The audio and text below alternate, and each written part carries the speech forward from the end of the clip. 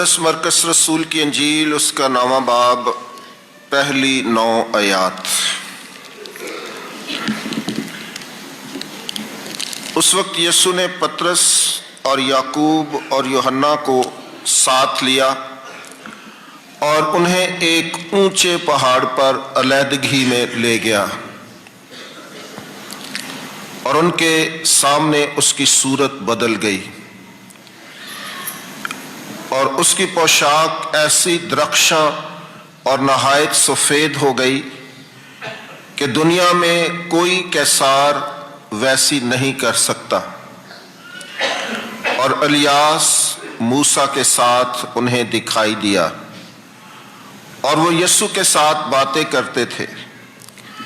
और पतरस ने यीशु से मुखातिब होकर कहा कि रब्बी, हमारा यहाँ रहना अच्छा है, इसलिए हम 3 डेरे बनाए, एक तेरे लिए और एक मूसा के लिए और एक इलियास के लिए। क्योंकि वो जानता ना था कि ये क्या कहता है, इसलिए कि वो बहुत डर गए थे। तब एक बादल ने उन पर साया कर लिया और उस बादल में से आवाज आई कि ये मेरा बेटा है अल महबूब, इसकी सुनो। उन्होंने यकायक नजर दौड़ाकर सिवाय अकेले यीशु के और किसी को अपने साथ ना देखा। और जब वो पहाड़ पर से उतरते थे तो उसने उन्हें मना किया कि जब तक इब्ने इंसान मुर्दों में से ना जी उठे, जो कुछ तुमने देखा है किसी से ना कहना। और वो उस कलाम को अपने पास रखकर एक दूसरे से बहस करते थे कि मुर्दों में से जी उठने से क्या मुराद है। अंजील जलील के वसीले से हम सब की खताएं मुआफ की जाएं। खुदावंद यीशु मसीह में मेरे अजीज भाई और बहनों, जैसा कि आपने तारुफ में सुना है कि आज हम रोज़ों के दूसरे इतवार की पाक इबादत में शामिल हैं। आज की तलावतों का मरकज़ी नुक्ता कुर्बानी है। हम रोज़ों के इन बाबरकत अयाम में से गुजर रहे हैं। पाकमा कलीसिया हमारी रहनुमाई कर रही है। खुदा का कलाम हमारी हदायत कर रहा है। इन अयाम के अंदर पाकमा कलीसिया बहुत खूबसूरत तलावतें हमारे सामने रखती है ताकि हम खुदा के कलाम की रोशनी में ज़्यादा से ज़्यादा अपनी रूहानी जिंदगियों को बेहतर बना सकें। कुर्बानी का लफ्ज जो है वो कुर्ब से निकला है। कुर्ब का मतलब है नजदीकी और करीबी ताल्लुक होना। कुर्ब का मतलब है कि बहुत ज्यादा किसी के करीब होना, किसी के साथ रहना, किसी की जिंदगी को नज़दीक से देखना, उसका मुशाहदा करना, उसका तजर्बा करना। क्योंकि जितना भी किसी शख्स के करीब हो सके इंसान, उतना ही उसे बेहतर जानता है, उतना ही उसकी ज़िंदगी से वाकिफ़ होता है, उतना ही उसकी ज़िंदगी को बेहतर तौर पर जानता है। तो इसलिए पाकमा कलीसिया आज करीब होने के लिए कुर्बानी के मानी हमको बताना चाहती है कि कुर्बानी का असल मफ़हूम क्या है। जब आप कुर्बानी देते हैं, जब आप अपनी ज़िंदगी को खुदा के हुजूर लाते हैं, तो फिर खुदा आपके करीब होता है और आप खुदा के करीब होते हैं। आज की पहली तलावत में अंदर ابراہیم اپنے اکلوتے بیٹے کی قربانی کرتا ہے۔ خدا اس سے ایک بڑا امتحان لیتا ہے۔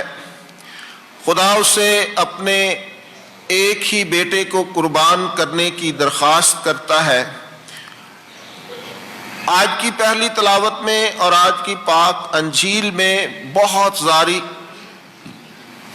مطابقت پائی جاتی ہے، بہت ساری باتیں مشترک ہیں، بہت ساری باتیں ایک جیسی ہیں۔ اسحاق جو ہے وہ وعدہ کا فرزند ہے، اس سے وعدہ کیا گیا تھا۔ اسی طرح مقدسہ ماں مریم سے بھی وعدہ کیا جاتا ہے۔ اسحاق کی قربانی معجزانہ طور پر ہے، یسوع المسیح کی قربانی بھی معجزانہ طور پر ہے۔ اسحاق ابراہیم کا اکلوتا بیٹا ہے اور یسوع بھی مقدسہ مریم کا، خدا باپ کا اکلوتا بیٹا ہے۔ اسحاق بھی قربان ہوتا ہے اور یسوع ناصری بھی قربانی کے لیے آیا ہے۔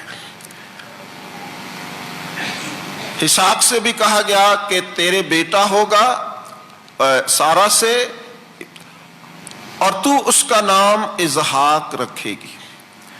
مقدسہ مریم سے کہا گیا کہ تیرے بیٹا ہوگا اور تو اس کا نام یسوع رکھے گی۔ تو یہ بہت ساری مشترک باتیں ہیں جو ہمیں آہستہ آہستہ خداوند یسوع المسیح کی حقیقی قربانی کی طرف لے کر جاتی ہے۔ جس پہاڑ پر اسحاق کی قربانی ہوتی ہے، یہ بلند ترین، اس علاقے کا بلند ترین پہاڑ ہے، اور اس پہاڑ پر ابراہیم اپنے بیٹے کو لے کر جاتا ہے۔ یہ پہاڑ جلیل کی جھیل سے بھی دیکھا جا سکتا تھا، بہت بڑا پہاڑ ہے۔ آج کی تلاوتوں کے اندر بے شمار باتیں ہیں، بہت ساری باتیں ہیں، ایک ایک لفظ جو ہے ان کے اندر بہت گہرائی ہے۔ پہاڑ کو اگر لے لیا جائے، صرف پہاڑ پر ہی بات کی جائے تو ایک بہت لمبا وقت درکار ہے۔ پہاڑ خدا کی موجودگی کا نشان ہے خدا کے پاک کلام میں، کیونکہ اس وقت کے لوگوں کا تصور یہ تھا، کانسیپٹ یہ تھا کہ خدا بلندیوں پر رہتا ہے، خدا ہماری دسترس سے بہت دور ہے۔ اس لیے پہاڑوں پر عبادت خانے بنائے جاتے تھے، پہاڑوں پر عبادت کی جاتی تھی کہ جتنا ہم اوپر جا کر عبادت کریں گے ہم خدا کے قریب ہوں گے۔ تو اس طرح پہاڑ جو ہے خدا کے پاک کلام میں ایک منفرد حیثیت رکھتا ہے، خدا کی حضوری اور موجودگی کا نشان ہے۔ جس طرح آج بادل کا ذکر کیا گیا ہے، بادل بھی خدا کی حضوری اور موجودگی کا نشان ہے کہ خدا ہمیشہ بادل میں موسیٰ سے کلام کرتا رہا۔ بادل بنی اسرائیل کی رہنمائی کرتا رہا۔ بادل جو ہے خدا کی حضوری اور موجودگی کا نشان ہے، اور آج بھی بادل کے اندر سے جب وہ پہاڑ پر ہیں تو بادل آتا ہے، اور اس بادل سے یہ آواز آتی ہے کہ یہ میرا بیٹا ہے المحبوب، اس کی سنو۔ آج کی دوسری تلاوت بڑی خوبصورت ہے۔ اے بھائیو، اگر خدا ہماری طرف ہے تو کون ہمارے خلاف ہوگا؟ یہ جملہ جو ہے نہایت ہی خوبصورت اور بہت پرمانی ہے کہ اگر خدا ہماری طرف ہے تو کون ہمارے خلاف ہوگا۔ ان ایام کے اندر ہم خدا کو اپنے ساتھ جوڑنے اور ہم خدا کے ساتھ جڑنے کی کوشش کرتے ہیں تاکہ خدا ہمارے ساتھ رہے، خدا کا ملاپ ہمارے ساتھ ہو جائے، ہم خدا کی قربت میں آ جائیں، ہم خدا کے نزدیک ہو جائیں۔ یہ سارے کا سارا موسم، یہ سارے کے سارے ایام، یہ سارے کا سارا سیزن ہمیں خدا سے تعلقات قائم کرنے کی دعوت دیتا ہے، تاکہ ہم کہہ سکیں کہ میرا خدا میرے ساتھ ہے۔ اور جب خدا ساتھ ہوتا ہے تو پھر کسی اور ساتھ کی ضرورت نہیں۔ اگر خدا ہماری طرف ہے تو کون ہمارے خلاف ہوگا؟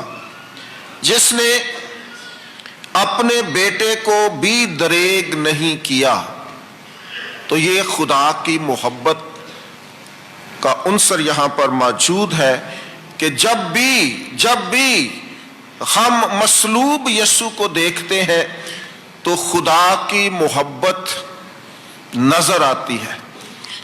جب بھی آپ صلیب پر غور و خوض کریں گے، جب بھی آپ مصلوب یسوع کو دیکھیں گے، تو وہاں پر خدا کی محبت کا وہ خوبصورت منظر ہے کہ خدا نے دنیا سے اتنی محبت رکھی کہ اپنا اکلوتا بیٹا بخش دیا، تاکہ جو کوئی اس پر ایمان لائے ہلاک نہ ہو بلکہ ہمیشہ کی زندگی پائے۔ تو مصلوب یسوع کو جب ہم دیکھتے ہیں تو خدا کی محبت کا پتہ چلتا ہے کہ خدا ہم سب سے کتنا پیار کرتا ہے، کتنا پیار کرتا ہے کہ اس نے اپنے اکلوتے بیٹے کو، جو اس کی ساری جمع پونجی تھی، جو ساری محبت تھی، جو اس کے سوا اس کے پاس کچھ بھی نہیں تھا، تو وہ ساری محبت مجسم ہو کر ہمیں صلیب پر نظر آتی ہے۔ اسی طرح آج کی پہلی تلاوت میں بھی لکھا ہے کہ اس نے اپنے بیٹے سے دریغ نہ کیا۔ تو یہ ایک بہت زیادہ مشترک چیز ہے۔ پہلی تلاوت اور پاک انجیل، سنڈے کے دن ہم اس کا لنک پیدا کرتے ہیں کہ جو خدا نے پرانے عہد نامے میں بات بتائی، وہ کہانی بنائی، منظر بنایا، وہ حقیقت میں نئے عہد نامے میں آ کر پورا ہوتا ہے۔ جس طرح ابراہیم اسحاق کی قربانی کے لیے تیار ہوتا ہے، لیکن جب خدا اس کے دل کی طرف دیکھتا ہے، تبدیلی کی طرف دیکھتا ہے کہ اس نے اپنے بیٹے سے دریغ نہیں کیا۔ بڑھاپے کا بیٹا ہے، ایک ہی بیٹا ہے وعدہ کا، اور اسے بھی وہ قربان کرنے کے لیے تیار ہوتا ہے۔ اور اسی طرح آج کی پاک انجیل میں بھی خداوند یسوع مسیح جو ہے وہ قربان ہوتا ہے، بلکہ اسے ہم سب کے بدلے حوالہ کر دیا، تو وہ اس کے ساتھ سب چیزیں بھی ہمیں کیوں کر نہیں دے گا، کیوں کر نہیں دے گا۔ تو چونکہ کائنات کا سارا تعلق جو ہے یسوع کی ذات مبارکہ سے ہے، اسی کی وجہ سے ہے، تو خدا کا کلام پولس رسول کہتا ہے کہ اگر اس نے اپنا بیٹا دے دیا ہے، اگر اس نے اپنا بیٹا دے دیا ہے، تو پھر وہ اور چیزیں ہمیں کیوں کر نہیں دے گا، کیونکہ سب سے قیمتی چیز جو اس نے دے دی ہے، تو اس کے بعد اس کے پاس جو کچھ بھی ہے وہ ہمارا ہے۔ یہ محبت کی بات ہے کہ خدا انسانوں سے بے پناہ محبت رکھتا ہے۔ خدا کے برگزیدوں پر کون دعویٰ کرے گا؟ خدا ہی صادق ٹھہراتا ہے، کون مجرم ٹھہرائے گا؟ مسیح یسوع ہی ہے جو مر گیا بلکہ جی بھی اٹھا اور خدا کی دہنی طرف ہے، اور وہی ہماری شفاعت بھی کرتا ہے، وہی ہماری شفاعت بھی کرتا ہے۔ جب وہ ہمیں بچانے آیا ہے، قربانی دی ہے، اپنا پاک لہو بہایا ہے، اور خدا کا اکلوتا بیٹا ہے، اور اسی کے وسیلے سے ساری چیزیں پیدا ہوئی ہیں، اور وہ مر کر جی اٹھ کر اور خدا کی دائنی طرف بیٹھ کر ہم سب کی شفاعت کرتا ہے، ہم سب کو بچانے کی کوشش کرتا ہے، ہم سب کی محافظت کرتا ہے۔ ہم سب کے لیے کوشاں رہتا ہے کہ ہر انسان جو ہے وہ زیادہ سے زیادہ خدا کی قربت کو حاصل کرے اور یسوع کے وسیلے سے ہم بہتر زندگی بسر کریں۔ اس لیے آج کی پاک انجیل میں خداوند یسوع المسیح کی شکل جو ہے تبدیل ہوتی ہے۔ میں نے کہا کہ یہ خداوند یسوع المسیح کی زندگی کا ایک خوبصورت ترین واقعہ اور منظر ہے۔ خداوند یسوع المسیح کی زندگی میں بے شمار اچھے واقعات ہیں، ان میں سے ایک یہ واقعہ خداوند یسوع مسیح کی صورت کا تبدیل ہو جانا بہت ہی خوبصورت بات ہے، بہت ہی اچھا واقعہ ہے، بہت ہی ہمیں اس سے درس ملتا ہے۔ جس طرح میں نے کہا کہ ایک ایک آیت اور ایک ایک بات جو ہے یہاں پر قابل تشریح ہے۔ اس وقت یسوع نے پطرس اور یوحنا اور یعقوب اور یوحنا کو ساتھ لیا۔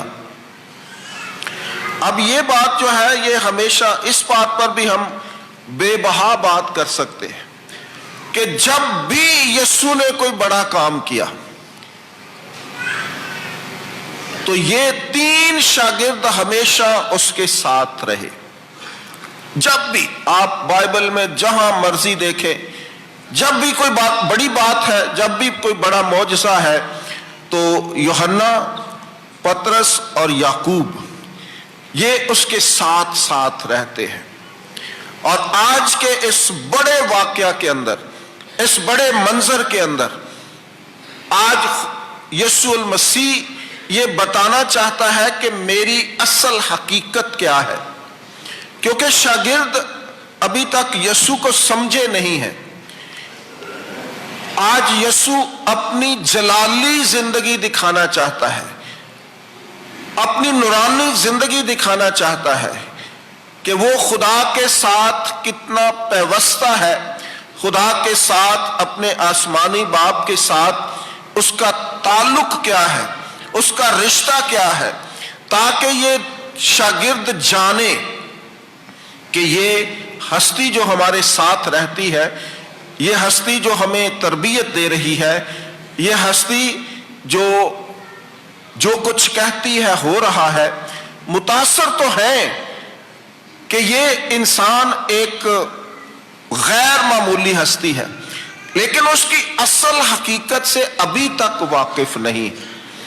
تو اس لیے آج یسوع المسیح ان پر ظاہر کرنا چاہ رہا ہے کہ آپ میری حقیقی شناخت کریں، مجھے جانیں اور پہچانیں، تاکہ میرے بعد آپ نے ان باتوں کی منادی کرنی ہے۔ تو خداوند یسوع المسیح پہاڑ سے اترتے ہوئے اسی لیے ان کو کہتے ہیں کہ جب تک میں مردوں میں سے جی نہ اٹھوں اس وقت تک یہ راز رہنا چاہیے۔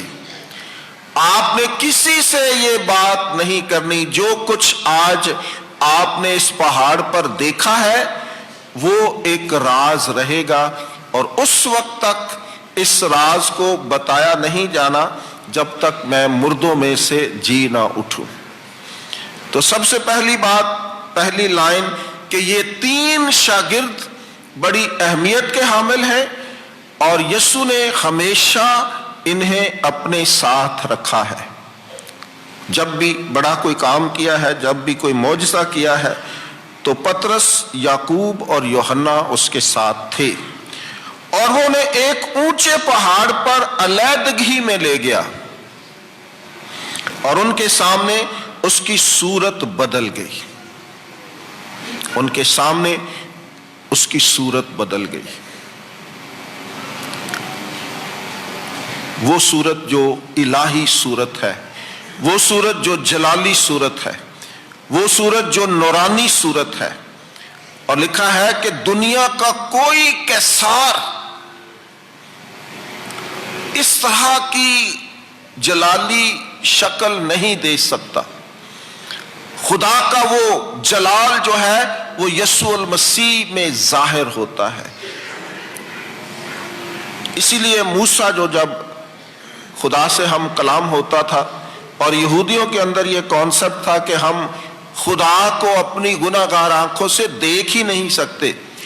جو بھی دیکھے گا وہ مر جائے گا، کیونکہ خدا کی ذات اتنی پاک پوتر اور ہم انسان اتنے کمزور اور گنہگار، لہذا کوئی مقابلہ نہیں ہے، کوئی بات نہیں ہے، کوئی ہم ایک جیسا نہیں ہو سکتے، ہم اس کو دیکھ نہیں سکتے، اس کے ساتھ آمنا سامنا نہیں ہو سکتا. تو اس لیے وہ ہمیشہ نقاب پہن کر جاتا تھا. تو آج یہ شاگرد خداوند یسوع مسیح کا وہ نورانی چہرہ دیکھ رہے ہیں. یسوع المسیح کی صورت بدل گئی اور اس کی پوشاک ایسی درخشاں اور نہایت سفید ہو گئی کہ دنیا میں کوئی کیسار ویسی نہیں کر سکتا. اتنا جلال اور اتنا نور کہ سارے کا سارا پہاڑ جو ہے وہ اس نور میں نہا گیا. اور یہ وہ 3 شاگرد ہیں جنہوں نے یہ نظارہ دیکھا، اور الیاس اور موسیٰ کے ساتھ انہیں دکھائی دیا. اب الیاس اور موسیٰ، ان 2 بندوں پر، ان 2 ہستیوں پر بھی بات کی جائے کہ وہ کیوں وہاں تھے، وہ کیسے یہاں تھے، ان کا کردار کیا تھا، یہ ایک علیحدہ سے ٹاپک ہے.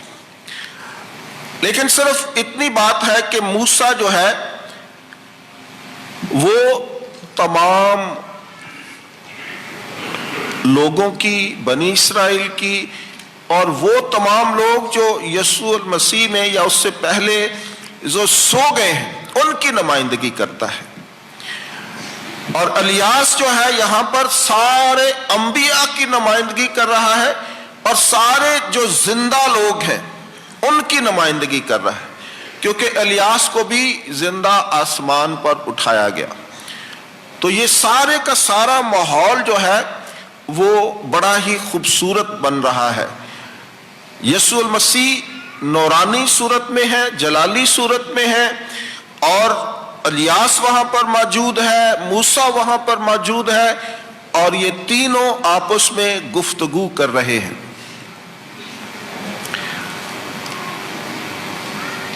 تو وہ یسوع کے ساتھ باتیں کرتے تھے، اور پطرس نے یسوع سے مخاطب ہو کر کہا کہ ربی، ہمارا یہاں رہنا اچھا ہے، ہمارا یہاں رہنا اچھا ہے. کیونکہ ہر شخص یہ چاہتا ہے کہ ہم خدا کی قربت میں رہیں، ہم خدا کے ساتھ رہیں، ہم خدا کے جلال میں رہیں، ہم خدا کے نور میں رہیں. اور یہ جو منظر ہے جب ان 3 شاگردوں نے دیکھا تو وہ اپنے آپ کو ایک اور دنیا میں، ایک بڑی خوبصورت دنیا میں دیکھ رہے تھے جہاں سے واپس لوٹنے کے لیے دل نہیں کرتا. ویسے بھی آج جب ہم فادر شراز اور بردر جی ہم ان تلاوتوں پر غور کر رہے تھے تو فادر جی بتا رہے تھے کہ ہر انسان کی یہ زندگی جو ہے اس دنیا میں خواہشات کی زندگی ہے. ہم خواہشوں کے غلام ہیں، ہم خواہشات کی زندگی گزارنا چاہتے ہیں کہ ہر چیز اچھی ہو، کہ اسے کچھ بھی نہ کرنا پڑے اور سب کچھ ملتا رہے. تو یہ منظر وہاں پر ایسا ہے کہ بڑا ہی خوبصورت ہے، اس سے باہر نکلنے کو دل نہیں کر رہا. تو چونکہ وہ انسان ہے، جب انہوں نے خدا کے نور کو دیکھا ہے، خدا کے جلال کو دیکھا، تو کون شخص ہے وہاں سے باہر آئے گا؟ نہیں آئے گا. تو اس لیے ہوش ہو گئے ہیں، اسی میں اپنی ساری زندگی کو بھول گئے ہیں کہ ہم نے کرنا کیا ہے، ہم کس لیے یہاں آئے تھے، وہ سب کچھ بھول گئے. اتنا خوبصورت منظر انہوں نے دیکھا ہے، اور وہ کہتے ہیں کہ اب ہم نیچے نہ ہی جائیں، بس ایسے ہی رہے، اسی طرح کا منظر رہے، اور ہم یہاں پر اسی پہاڑ پر اپنی زندگی گزار دیں. اور پطرس نے یسوع سے مخاطب ہو کر کہا کہ ربی، ہمارا یہاں رہنا اچھا ہے، اس لیے ہم 3 ڈیرے بنائیں۔ 3 ڈیرے بنائیں، ایک تیرے لیے اور ایک موسیٰ کے لیے اور ایک الیاس کے لیے۔ باہر آ کر خیموں میں 1 ہفتہ رہتے تھے، اس کو یاد کرنے کے لیے کہ خدا ہمارے ساتھ خیموں میں تھا۔ تو اس لیے وہ یہ بات کر رہے ہیں کہ خدا ہمارے ساتھ ہے اور یہ منظر بڑا خوبصورت ہے۔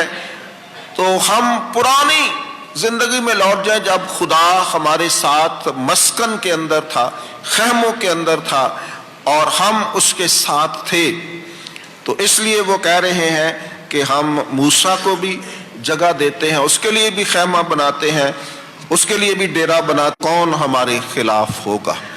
تو اسی لیے وہ اس سارے منظر کو ختم نہیں ہونا دینا چاہتے اور اسی میں گم رہنا چاہتے ہیں، اسی میں زندگی گزارنا چاہتے ہیں، کیونکہ یہ بڑا ہی خوبصورت ہے، بڑا ہی آرام دہ ہے، بڑا ہی آسائش ہے اور زندگی کی ہر چیز وہاں پر موجود ہے۔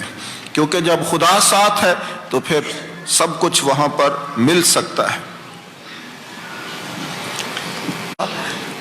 سب سے پہلے یہ جواب دیتا تھا، غلط دیتا تھا یا صحیح دیتا تھا، لیکن ہمیشہ سب سے پہلے وہ ہر بات میں نمائندگی کرتا تھا، پہلے جواب دیتا تھا۔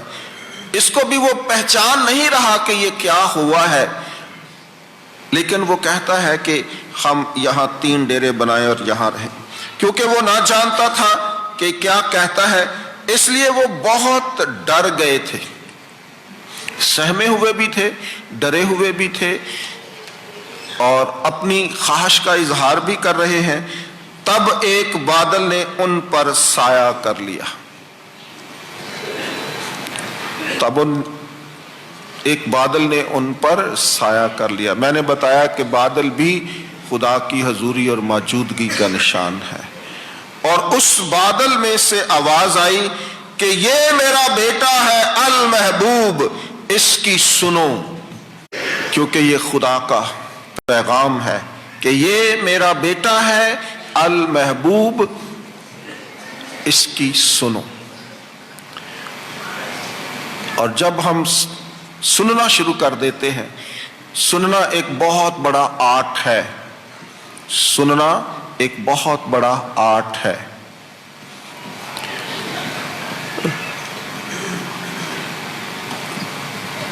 ایک ایکٹیولی سنتے ہیں اور ایک سرسری طور پر سنتے ہیں۔ آپ میں سے بے شمار یہاں پر بیٹھے ہیں، کئی لوگوں کی توجہ بھرپور طریقے سے ایک ایک لفظ پر ہے، باقی کئی ایسے ہیں جو بس صرف بیٹھے ہیں حاضری دینے کے لیے۔ تو ایکٹیو لسننگ جو ہے وہ ایک بہت بڑا آرٹ ہے، اور جب تک مسیحی مومن ایکٹیو لسنر نہیں ہوگا، اپنے ساتھ میرے لیے، میری زندگی کے لیے کیا میسج ہے، میں نے یہاں سے آج کیا لے کر جانا ہے، یہ کلام میری ذات کے لیے ہو رہا ہے۔ کئی دفعہ بعض لوگ جب ہم باہر نکلتے ہیں تو وہ اکثر کہتے ہیں کہ انج لگتا ہی تسی میرے گلاں کرن رہے ہو، میرے تے کلام ہو رہا ہے۔ بہت دفعہ لوگ یہ ریمارکس دیتے ہیں کہ آج انج لگتا سی جی میں تسی سارا کچھ میری زندگی تے گل بات کر رہے ہیں۔ تو یہ ہے ایکٹیو لسننگ، کہ اپنی زندگی سے خدا کے کلام کو ریلیٹ کرنا، دیکھنا کہ آج خدا مجھ سے مخاطب ہے اور میری زندگی کے لیے کیا ہے۔ یہ میرا بیٹا ہے المحبوب، اس کی سنو۔ ہم اس کی سننے، جب بھی آپ ان ایام کے اندر خاص طور پر گرجا گھر میں آئیں تو پاک ماں کلیسیا نے بڑی عرق ریزی کے ساتھ ان تلاوتوں کا چناؤ کیا ہوا ہے، جو ہم ہر سال سنتے ہیں، ہر سال دیکھتے ہیں، تاکہ ہم اپنی روحانی زندگی کو بہتر بنائیں۔ جس طرح ڈرامے میں ایک دم سین بڑا خوبصورت نظر آ رہا ہوتا ہے، سارے لوگ اس کو بڑی دھیان سے غور سے دیکھ رہے ہوتے ہیں، اور ایک دم آگے پردہ آ جاتا ہے اور وہ سارے کا سارا منظر جو ہے وہ غائب ہو جاتا ہے۔ اور اسی طرح ان شاگردوں کے ساتھ ہوا، انہوں نے سوائے یسوع کے دیکھ لیا ہے، یسوع مسیح کے خدا ہونے کو دیکھ لیا ہے، اس کے جلال کو دیکھ لیا ہے، اس کے نور کو دیکھ لیا ہے، اس کی قدرت کو دیکھ لیا ہے، اس کی پاور کو دیکھ لیا ہے کہ یہ وہ شخص ہے جو الہی شخص ہے، الہی ذات ہے، اور یہ جلالی شخص ہے۔ اور وہ اس کلام کو اپنے پاس رکھ کر ایک دوسرے سے بحث کرتے تھے کہ مردوں میں سے جی اٹھنے سے کیا مراد ہے، کیونکہ اس سے پہلے نہ کوئی مردوں میں سے جی اٹھا، نہ کسی کو کوئی پتا تھا، اور ان کے لیے یہ بڑا مشکل۔ ہم خدا کی اس بڑی محبت کے لیے، اس بڑی قربانی کے لیے خدا کا شکر ادا کرتے ہیں جو اس نے اپنی پاک صلیب پر میرے لیے اور آپ سب کے لیے دی ہے۔ اور آج قربانی جو ہے وہ بہت پرمانی ہے، ایک ہی واحد اور کامل قربانی ہے، ایک ہی سچی قربانی ہے، اور وہ یسوع ناصری کی کہ میں نے تیرے دل کو دیکھ لیا ہے، اب تو حساب پر چھری نہ چلا، لیکن یہاں پر خدا اپنے بیٹے کو قربان کر دیتا ہے۔ آئیں اس بیٹے کے لیے، اس قربانی کے لیے، اس صلیب کے لیے، اس مصلوب یسوع کے لیے خدا کا شکر ادا کریں، جس کے وسیلے سے ہم ریاضتوں کو اور دعاؤں کو قبول اور منظور فرمائے، تاکہ ہم جی اٹھے یسوع کا بہتر طور پر تجربہ حاصل کر سکیں اور آنے والی پاشکا میں لائق طور پر شامل ہو سکیں اور زندہ یسوع کے نام کو عزت اور جلال دے سکیں۔ مسیح ہمارے خداوند کے وسیلے سے